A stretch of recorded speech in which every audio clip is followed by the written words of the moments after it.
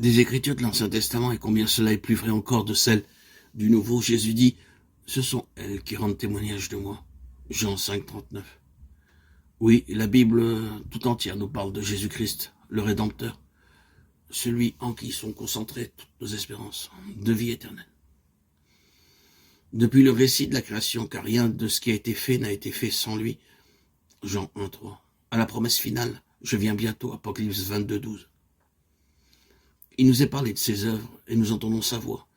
Si vous voulez apprendre à connaître le Sauveur, étudiez les Saintes Écritures, remplissez votre cœur des paroles de Dieu.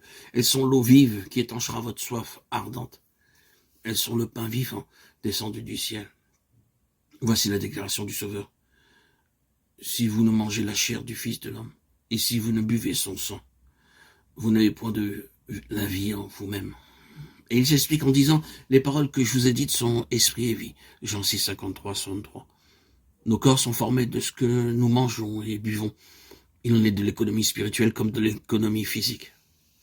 C'est ce que nous méditons qui donne de la vigueur et de la force à notre nature spirituelle. Le thème de la rédemption est celui dans lequel les anges désirent plonger leur regard. Il sera la science et le chant des rachetés pendant l'éternité.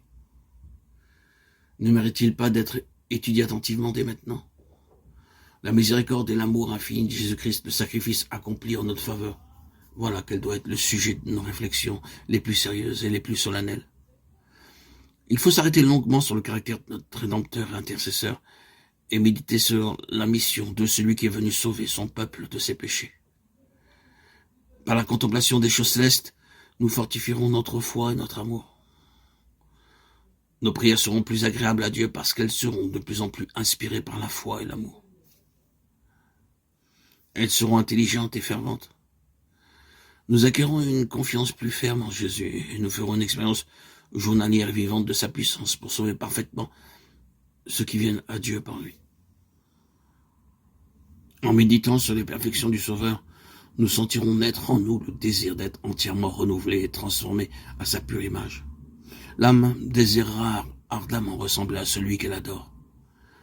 Plus nos pensées s'arrêteront sur Jésus-Christ, plus nous voudrons parler de lui, et mieux nous le représenterons aux yeux du monde. La Bible n'a pas été écrite pour les savants seulement. Elle a au contraire été écrite pour le peuple. Les grandes vérités fondamentales du salut y apparaissent aussi claires que le jour. Ce ne sont pas ceux qui la lisent qui risquent de tomber dans l'erreur ou de s'égarer, mais ceux qui veulent suivre leur propre jugement au lieu de la volonté de Dieu clairement révélée.